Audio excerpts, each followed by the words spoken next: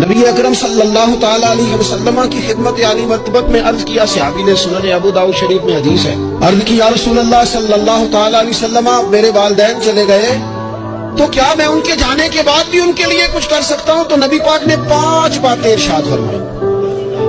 فرمایا ہاں، ایک تو ان کے لیے دعا مانگا کر، دوسرا اللہ کے محبوب نے فرمایا ان کے لیے استغفار کیا کر، تیسرا رسول کریم علیہ السلام نے فرمایا اگر انہوں نے کسی سے کوئی وعدہ کیا تھا تو اسے پورا کر دے،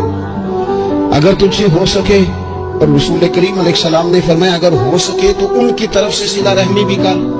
یعنی ان کے رشتہ داروں سے اچھا سلوک کر، اپنے چچاؤں کے ساتھ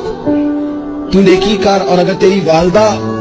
کی طرف سے تو نیکی کرنا چاہے تو اپنے ماموں کے ساتھ، خالاؤں کے ساتھ تو اچھا سلوک کر،